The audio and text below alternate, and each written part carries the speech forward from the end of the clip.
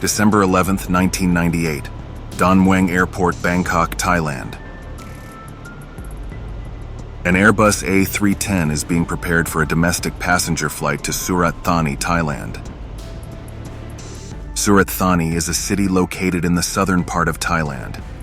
It is the capital of Surat Thani province and is situated on the eastern coast of the Malay Peninsula, near the Gulf of Thailand. The flight time from Bangkok to Surat Thani is approximately 1 hour and 20 minutes. Flight 261 has 14 crew members and 132 passengers on board, for a total of 146 occupants.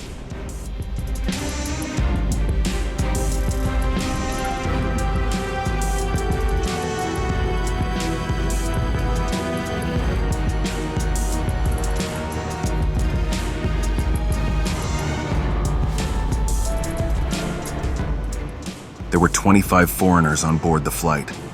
The rest of the passengers were Thais. Flight 261 is ready to taxi and depart. Now let's see what really happened.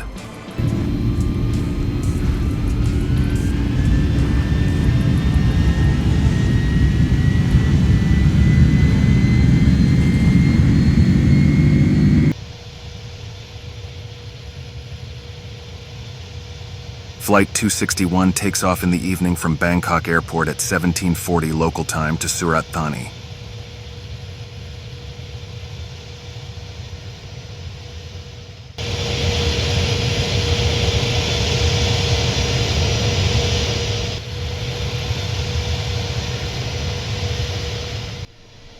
At 18:26 local time, the co-pilot contacted the Surat Thani controller for approach. Surat Thani Airport cleared the flight for an approach under the instrument flight rules. The controller advised the crew to expect a VOR DME instrument approach to runway 22. At that time, the surface wind was calm with a visibility of 1,500 meters, light rain, and a cloud base of 1,800 feet. The Surat Thani controller stated that the precision approach path indicator on the right side of runway 22 was not functional, and the indicator on the left side was in use. The Precision Approach Path Indicator, PAPI, is a visual aid used in aviation to help pilots land safely. It consists of a series of lights positioned beside the runway. These lights change color depending on the aircraft's angle of approach. By looking at the colors, pilots can tell if they are too high, too low, or on the correct glide path for landing.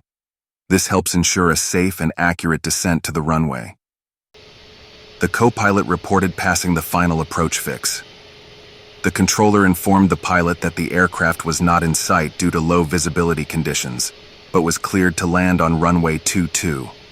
The surface wind was blowing from 310 degrees at a velocity of 5 knots, so the pilots should be careful of the slippery runway.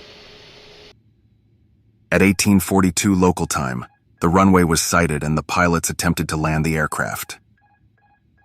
The pilots disconnected the autopilot, but the approach did not appear correct. They then decided to go around for a second approach. The controller asked the pilot about the distance at which the runway could be seen. The co-pilot reported that it could be seen at 3 nautical miles and requested a second approach. The controller requested a report over the final approach fix. When the co-pilot reported that the flight was over the FAF again, the controller cleared the flight to land. During the second approach, however, the pilots failed to observe the runway lights. The pilots opted then for the second go-around. Thai 261, the visibility observed by the tower is about 1,000 meters. Copy that.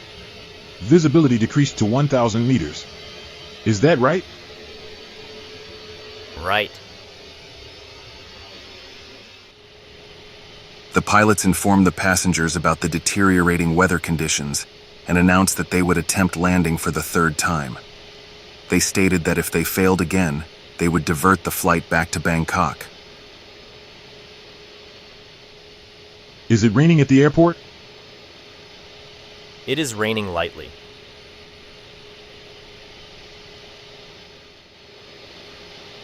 At 19:05, after reporting over the FAF, the flight was cleared to land for the third time on runway 22. The pilots disconnected the autopilot and maintained the minimum descent altitude.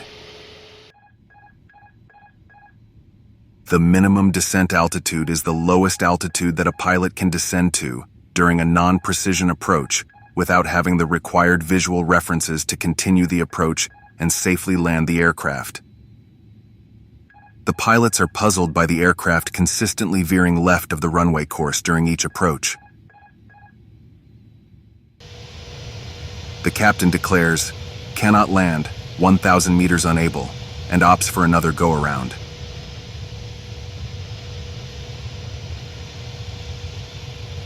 During its go-around, the aircraft's angle of attack gradually increased from 18 degrees to 48 degrees. The aircraft's speed started to decrease.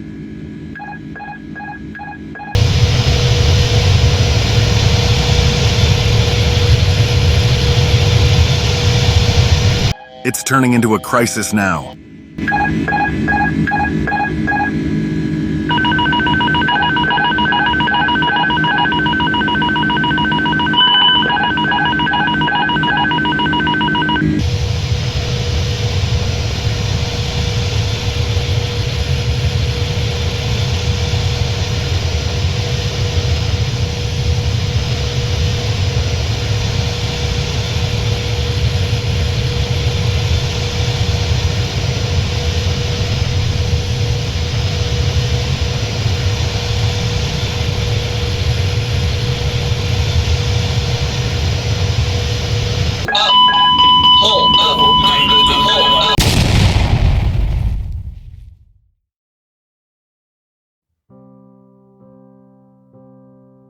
The Airbus A310 crashed onto swampy ground near a flooded rubber plantation and exploded, bursting into flames. The crash site was located 760 yards, about 695 meters from the runway. 101 of the 146 occupants of Thai Airways Flight 261, including the pilots, died in the accident. 45 people survived with serious injuries and had to crawl to escape from the wreckage. Many of the occupants were drowned in the waist-deep water. Local residents quickly rushed to the crash site to help the survivors. The search and rescue operation was hindered by the crash's location in a swamp. Rescuers noted that most of the survivors were seated in the front section of the aircraft. Both the flight data recorder and the cockpit voice recorder were eventually found by the search and rescue team and were taken from the crash site for further investigation. Several survivors and victims' relatives questioned the pilot's decision to attempt landing at the airport, despite the weather conditions being unsuitable for landing. After careful consideration, the Aircraft Accident Investigation Committee of the Kingdom of Thailand ultimately concluded that the accident occurred because the aircraft entered a stall condition, which might have been caused by the following factors. The pilot attempted to approach the airport in lower than minimum visibility with rain. The pilot could not maintain the VOR course as set forth in the approach chart. The aircraft flew left of the VOR course on every approach. The pilots suffered from accumulated stress and were not aware of the situation until the aircraft had already entered it. The pilots had not been informed of the document concerning the wide-body airplane upset recovery provided by Airbus Industry for use in pilot training. The lighting system and approach chart did not facilitate the low-visibility approach. Stall warning and pitch trim systems might not fully function as described in the FCOM and AMM. It is notable that during the investigation, the investigators found that the runway at Surat Thani International Airport was being extended, and one circuit of the runway lights was turned off for maintenance. This meant that half of the lights were off, making the runway very difficult for the pilots to see through the clouds, thus complicating their landing even further.